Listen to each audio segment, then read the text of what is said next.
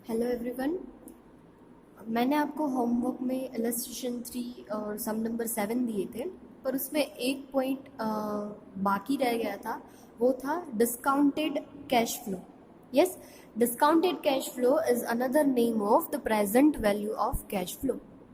Discount cash flow का मतलब क्या होता है? प्रेजेंट वैल्यू जो हम एनपीवी में फाइंड करते हैं ना, net present value of cash flow, उसका दूसरा नाम है discounted cash flow.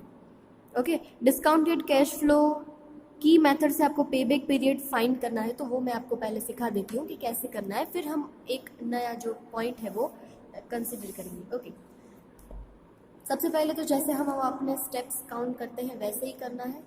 First of all investment, illustration 3 में इन्वेस्टमेंट दिया है 2 प्रोजेक्ट के लिए 5 लाख। डेप्रिशिएशन यहाँ मैंने काउंट नहीं किया है क्योंकि इसमें ऑलरेडी डेप्रिशिएशन माइनस किया नहीं है बिफोर चार्जिंग अ डेप्रिशिएशन, मतलब कि डेप्रिशिएशन ऑलरेडी इसमें ऐड ही है और टैक्स का कोई रेट दिया नहीं है। अगर टैक्स का रेट देते तो हम पहले डेप्रिशिएशन माइनस करते, फिर टैक्स माइनस करते और डेप्रिशिएशन वापस से ऐड कर देते। मैंने बार बार वीडियो में बोला है, फिर भी रिपीट कर रही हूँ, कैश फ्लो हमें कौन सा चाहिए? Before depreciation, after tax. कई बार आपको सब में ये रेडी दे देते हैं, लिखा भी होता है कि cash flow is before charging a depreciation but after charging a tax. तो वही तो हमें चाहिए, वही तो हमें लेना है। ठीक है, यहाँ हमने काउंट करने की ज़रूरत नहीं है। Third one, cash flow at the end of the project life, वो भी हम नहीं फाइंड कर पाएंगे, नहीं है। अब सीधा आते हैं डिस्काउंटेड कैश फ्लो। यहाँ मैंने प्रोजेक्ट 1 और प्रोजेक्ट 2 दोनों के लिए काउंट करके रखा है। यहाँ 5% हमारा डिस्काउंट फैक्टर है, ईयर 1 to 4 है। डिस्काउंट फैक्टर भी मैंने लिख लिया है। कैश फ्लो प्रोजेक्ट 1 का दिया है, वही मैंने लिखा है 1,25,000, 187,500, 187,500 एंड 1,25,000। और प्रोजेक्ट 2 के लिए है 2,50,000, 2,50,000, 62,500 एंड 62,500। यस, अब क्या करना है, इसको डिस्काउंट फैक्टर के साथ मल्टीप्लाई करना है, तो आपको मिल जाएगा डिस्काउंटेड कैश फ्लो। कई बार वो यूज करेंगे डिस्काउंटेड कैश फ्लो मेथड, सिर्फ यही लिखते हैं discounted cash flow method, that is NPV method. Okay, दूसरा नाम है उसका, पर यहाँ उन्होंने लिखा है पे बैक पीरियड फाइंड करना है with the help of discounted cash flow. तो हम पहले डिस्काउंटेड कैश फ्लो फाइंड करते हैं। कैसे फाइंड करेंगे? Cash flow multiply by discounted rate, 1,25,000 multiply by 0.9524, तो हमें मिल जाएगा डिस्काउंटेड कैश फ्लो। सब में यही करना है, cash flow multiply by discounted factor, cash flow multiply by discounted factor. ये किया प्रोजेक्ट 1 के लिए। अब प्रोजेक्ट 2 के लिए, प्रोजेक्ट 2 के लिए भी सेम करना है, cash flow multiply by discount rate, तो उसके हिसाब से हमें मिल जाएगा डिस्काउंटेड कैश फ्लो। ठीक है, अब करते हैं जैसे हम पे बैक पीरियड, सिंपल पे बैक पीरियड में हम क्या करते थे, कैश फ्लो का क्यूमुलेटिव एडिशन करते जाते थे, वैसे ही इसमें करना है। पर अब यहाँ हम कौन सा कैश फ्लो लेंगे? डिस्काउंटेड कैश फ्लो लेंगे। कौन सा कंसीडर करना है? अब हमें डिस्काउंटेड कैश फ्लो कंसीडर करना है। अब इस कैश फ्लो को हमें कहीं भी कंसीडर नहीं करना है। कौन सा कंसीडर करेंगे? डिस्काउंटेड कैश फ्लो ही कंसीडर करना है। तो यहाँ क्यूमुलेटिव में मैंने डिस्काउंटेड कैश फ्लो का एडिशन किया है। ओके, पहले 1,19,050, फिर 1,19,050 में 170,63, उसमें 161,963 प्लस करते जाएंगे। ठीक है, सिमिलरली प्रोजेक्ट 2 के लिए भी करना है, क्यूमुलेटिव कैश फ्लो फाइंड करना है, पर कौन सा? डिस्काउंटेड कैश फ्लो, नॉट हमारा जो सिंपल कैश फ्लो था वो नहीं। अब हम कौन सा कंसिडर करेंगे? डिस्काउंटेड कैश फ्लो ही कंसिडर करना है। ठीक है, अब पे बैक पीरियड में हम जैसे करते हैं वैसे, हमारा इन्वेस्टमेंट है 5 लाख, तो 5 लाख या 5 लाख से कम कितने साल में रिकवर हो जाता है? तो क्यूमुलेटिव में देखेंगे प्रोजेक्ट 1 के लिए, तो थर्ड ईयर में हमारा 4,51,776 रिकवर हो जाता है। तो मैंने लिखा है 4,51,076, कितने सालों में? 3 सालों। ठीक है, पर हमें तो कितनी चाहिए? 5 लाख की रिक्वायरमेंट है, तो जितना डिफरेंस आएगा, डिफरेंस कितना आएगा? 48,924। थर्ड ईयर के बाद फोर्थ ईयर में गलती से ये मत ले लेना, 125 मत लेना। कौन सा लेना है? हमें डिस्काउंटेड ही लेना है। 1,02,838 1 ईयर में हम रिकवर कर पा रहे हैं, हमें रिक्वायरमेंट है 48,924, कितने साल में रिकवर होगा? सो डिवाइड करेंगे तो आंसर आएगा 0.44, तो 0.44 यहाँ ऐड करेंगे। सो हमने जो इन्वेस्टमेंट किया है प्रोजेक्ट 1 में 5 लाख का, वो हमें 3.48 ईयर्स में वापस मिल जाएगा। सिमिलरली प्रोजेक्ट 2 के लिए भी यही करना है। 5 लाख या 5 लाख से कम कैश फ्लो है, वो क्यूमुलेटिव में देखेंगे तो 2 साल में हम 4,64,850 रिकवर कर रहे हैं। सो 2 ईयर्स 464,850। एक्चुअल हमें चाहिए 5 लाख, सो माइनस करेंगे तो बाकी की जो है वो हमारी रिक्वायरमेंट आ जाएगी 35,150। इसमें भी यही करना है। उसके बाद नेक्स्ट ईयर में कितना हम अर्न कर रहे हैं 53,988। सो 53,988 एक साल में हम कवर कर लेंगे। हमें चाहिए 35,150। सो 35,150 कितने सालों में मिलेगा? सो आंसर आएगा 0.65। उसको ऐड कर देंगे तो आंसर मिल जाएगा 2.65। ओके, पेबैक पीरियड की मेथड तो सिमिलर ही रहेगी, सिर्फ आपको डिस्काउंटेड कैश फ्लो यानी cash flow multiply by discount factor करना है, तो आपको आंसर मिल जाएगा डिस्काउंटेड कैश फ्लो, या तो आप उसे बोल सकते हैं present value of cash flow. ठीक है, तो अब आप इलस्ट्रेशन 3 और सम नंबर 7 और जहां भी ऐसे डिस्काउंटेड कैश फ्लो लिखा होगा वो आप कर पाओगे। आज हम करेंगे सम नंबर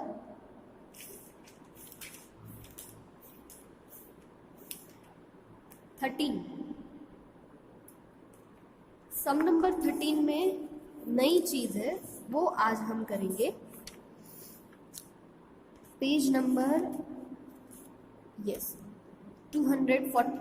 सम नंबर 13, मयंक कंपनी।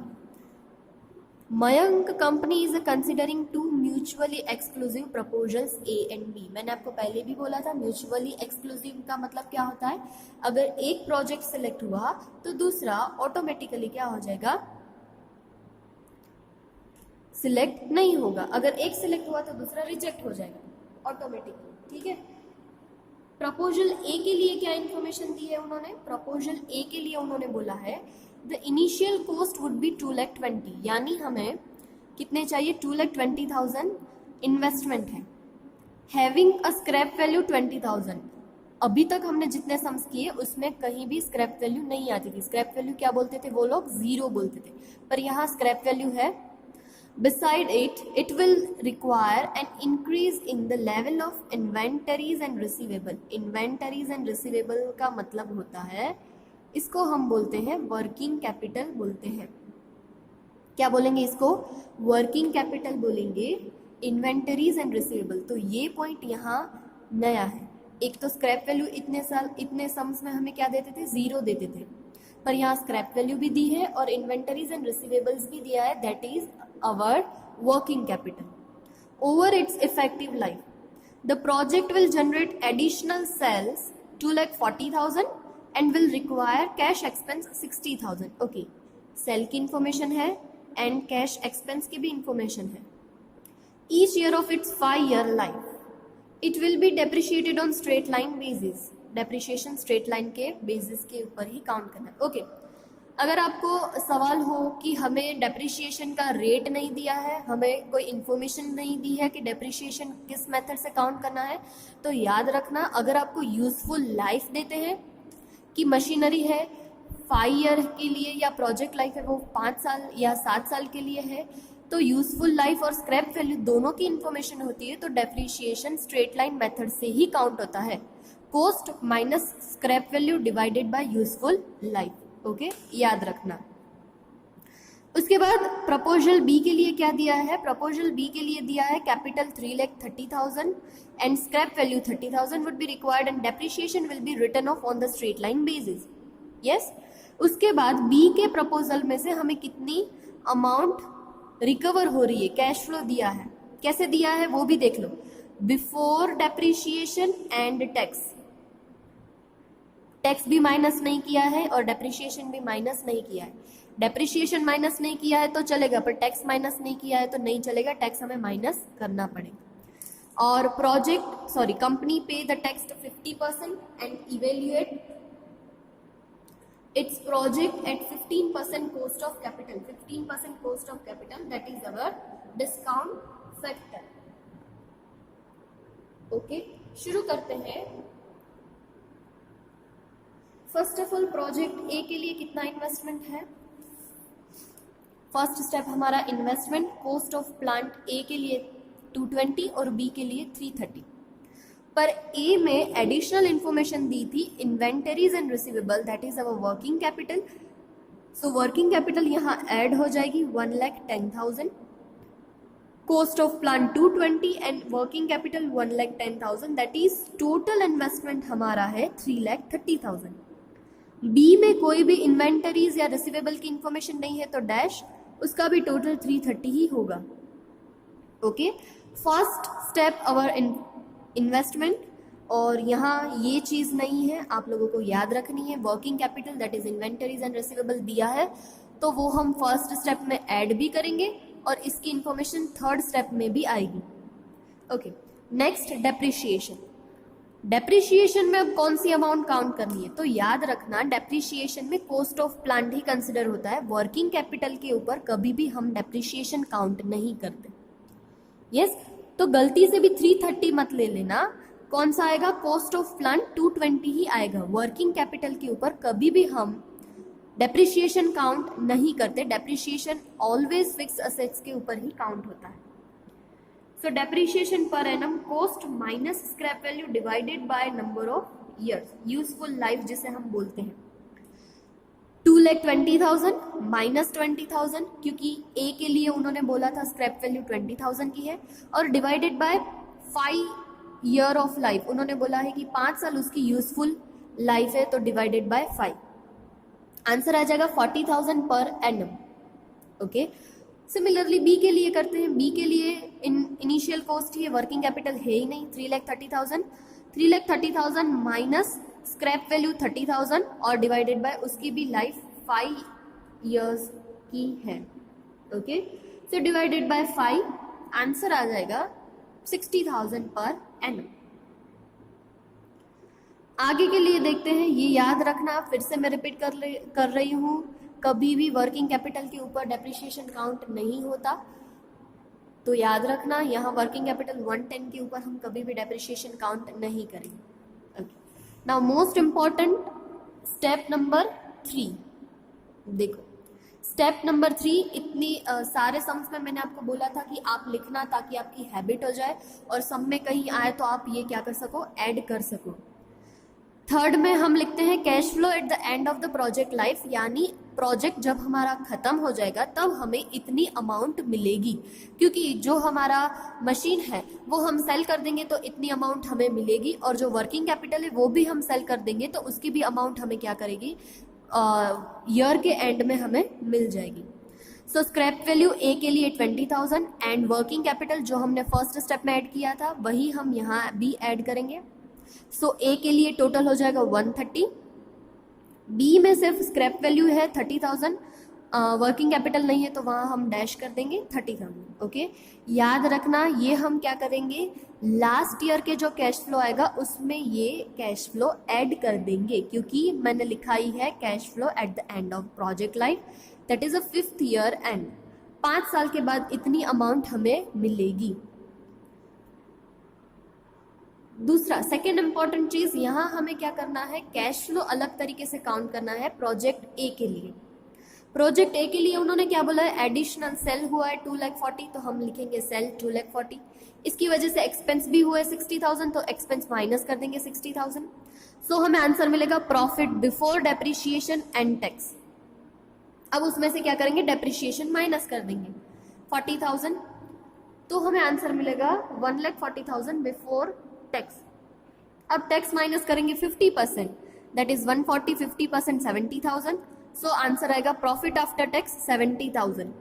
पर हमें कैश फ्लो कैसा चाहिए, बिफोर डेप्रिशिएशन आफ्टर टैक्स, तो जो हमने डेप्रिशिएशन यहाँ माइनस किया है वो हम डेप्रिशिएशन यहाँ वापस से ऐड बैक कर देंगे, 70,000 plus 40,000 that is 1,10,000 profit before depreciation and after tax. Okay, याद रखना। ये मिल गया प्रपोजल ए के लिए। अब प्रपोजल बी के लिए उन्होंने क्या दिया था, अलग से कैश फ्लो दिया था। ओके, 1 2 3 4 5, 5 साल के लिए तो मैंने 5 साल की अलग अलग कॉलम बना दी है। ओके, उसमें क्या करना है, profit before tax and depreciation उन्होंने दिया है 160, 180, 140, 116, 2 लाख। सबसे पहले हम डेप्रिसिएशन माइनस करेंगे क्योंकि हमें टैक्स काउंट करना है, तो डेप्रिसिएशन माइनस कर देंगे। सब साल के लिए सिमिलर ही रहेगा, 60,000, 60, 60, 60, 60 माइनस कर देंगे। आंसर आ जाएगा profit before tax 1 lakh, 120, 80,000, 1 lakh and 140। उसमें से 50% टैक्स माइनस कर देंगे। 50% टैक्स माइनस करेंगे, जो भी प्रॉफिट बिफोर टैक्स आएगा उसके ऊपर। यहाँ 1 लाख है तो 1 लाख के 50% 50,000, यहाँ 120 है तो 120 के 50% 60,000, 80 है तो 80 के 50 40, 1 लाख है तो 1 लाख के 50% 50,000। Okay, so it depends on the profit before tax. सब साल के लिए एक ही नहीं आएगा। अब प्रॉफिट आफ्टर टैक्स मिल गया, उसमें वापस डेप्रिसिएशन ऐड कर देंगे तो आंसर आ जाएगा हमारा profit before tax after depreciation.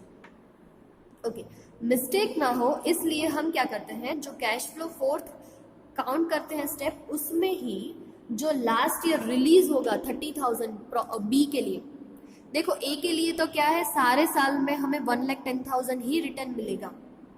Okay, पर बी में क्या है, हर साल के लिए अलग अलग दे दिया गया है। तो हम क्या करेंगे, जो हमने यहाँ 30,000 लिखा था बी में, जो हम ईयर एंड में हमें मिलेगा वो हम यहीं ऐड कर देंगे, ताकि हम पीछे जब कोई मेथड काउंट कर रहे हो तो वहां हम भूल ना जाए।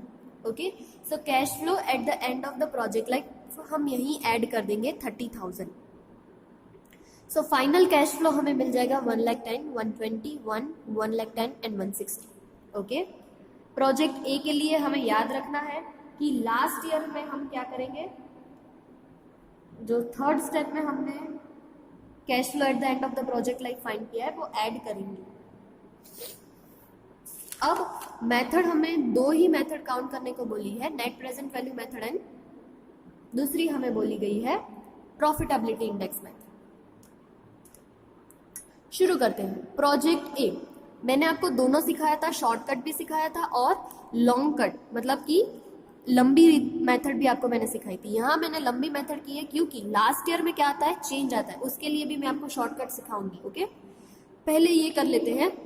सारे साल में हमें 15% डिस्काउंट रेट है तो 15% डिस्काउंट रेट आपको दिया ही है, वही लिखना है। नहीं दिया है तो मैंने आपको काउंट करना भी सिखाया है, कैसे काउंट करना है।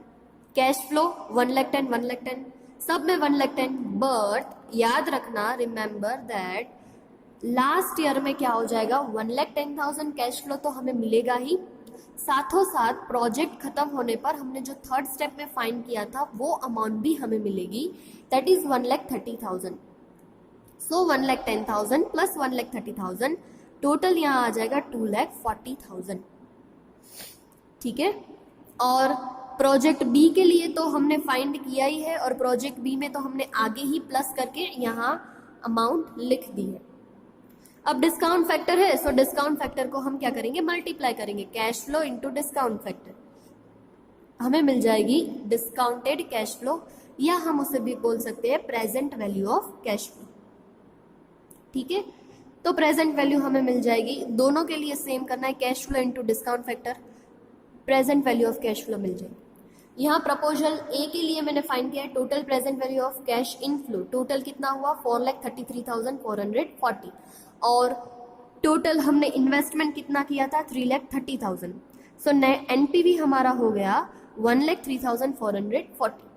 और बी के लिए क्या होता है, total present value of cash flow है 3,94,660 minus cash flow 3 lakh, outflow जो है 3,30,000, सो आंसर आएगा 64,660।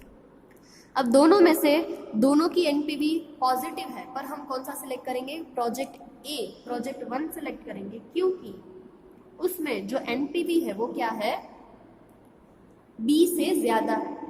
ठीक है, और दूसरी मेथड है हमारी profitability index method. Profitability index method का फॉर्मूला है present value of cash inflow divided by present value of cash outflow. यहाँ हमने माइनस किया था, यहाँ हमको डिवाइड करना है, सो आंसर आएगा 1.31 और बी के लिए आंसर आ जाएगा 1.20। दोनों क्या है, एक से ज्यादा है, दोनों प्रोजेक्ट अच्छे हैं, पर दोनों में से सबसे ज्यादा अच्छा कौन है, ए है, क्योंकि उसकी प्रॉफिटेबिलिटी इंडेक्स बी से ज्यादा है। ठीक है, ये हुआ सम हमारा कंप्लीट। ओके, तीन चीजें आपको याद रखनी है। एक, वर्किंग कैपिटल आपको दिया गया है। सेकंड, आपको स्क्रैप वैल्यू भी दी गई है। तो working capital and scrap value आपको प्रोजेक्ट के एंड में जो कैश फ्लो है उसमें ऐड करना है। ठीक है, कैश फ्लो भी फाइंड करने की मेथड यहाँ थोड़ी अलग थी, वो भी हमने देखी। ओके, मैंने आपको बोला था मैं आपको शॉर्टकट भी सिखाऊंगी। जब सब साल में कैश फ्लो सिमिलर होता है, बी में जैसे अलग था तो उसमें शॉर्टकट हम यूज नहीं कर सकते, पर प्रोजेक्ट ए में क्या था, अगर आपको डिफिकल्ट लगती है शॉर्टकट तो मत यूज करना, यही यूज करना 110 into discount factor, 110 into discount factor, last में 110 की जगह क्या आ जाएगा 240। अब शॉर्टकट क्या है, देखो शॉर्टकट मैंने आपको पहले सिखाया था वैसे ही करना है। 1,10,000 5 साल के लिए क्या रहता है, सिमिलर है। ओके, तो हम क्या करते हैं, सारे जो 5 सालों का डिस्काउंट फैक्टर है उसका प्लस कर देते हैं। देखो मैंने यहाँ लिखा भी है 0.870 प्लस 0.756 प्लस 0.658 0.572 0.497। ओके, सबका प्लस कर दिया तो आंसर मिला 3.353। सो 1,10,000 इंटू 3.353, तो आंसर आएगा 368,830। अब 1,30,000 जो है वो हमें क्या कर रहा है, ईयर एंड में, 5th ईयर एंड में मिल रहा है। सो 1,30,000 इंटू लास्ट ईयर में जो कैश फ्लो डिस्काउंट रेट की अमाउंट है 0.497, क्योंकि हमें ये क्या मिल रहा है 5 साल के बाद मिलेगा, तो हम डिस्काउंट रेट भी कौन सा कंसिडर करेंगे, 5th साल वाला ही कंसिडर करेंगे। यस, सो 1,30,000 इंटू 0.497, आंसर आएगा 64,610। अब इन दोनों का प्लस कर दोगे तो भी आंसर आ जाएगा 433,440। ओके, अगर आपको ये इजी लगे तो ही करना, अदरवाइज ये मेथड तो इजी ही है, आप यही यूज कर लो तो चलेगा। कोई भी मेथड यूज करो चलेगा, आंसर सही होना चाहिए। ओके, आई होप आपको ये समझ में आ गया होगा, अगर ना आए तो आप मुझे पूछ सकते हो। ठीक है, आज के लिए होमवर्क में मैंने आपको सिमिलर ये वर्किंग कैपिटल्स वाले जो सम्स है वही आपको दिए हैं, लिख लेना। सम नंबर 11, 12, 17, 9, 14, 18, 19, 20, 21 एंड 33। ओके, ये सारे के सारे जो एमसीक्यू नहीं, सारे के सारे सम्स है वो या वर्किंग कैपिटल रिलेटेड है या स्क्रैप वैल्यू रिलेटेड है। आप एक साथ ऐसे सारे सम्स की प्रैक्टिस करोगे तो आपको ये अच्छे से याद हो जाएगा कि आपको क्या करना है। ठीक है, तो अच्छे से ये सारे सम्स करना। ओके, और एक इम्पॉर्टेंट चीज़, आपको जो हमारे चैप्टर्स खत्म हो गए हैं ना, standard costing 1 and standard costing 2, आपको एमसीक्यू दिए ही है, टेक्स्ट बुक में आपको एमसीक्यू दिए हैं, आपको वो सारे एमसीक्यू सॉल्व करने हैं।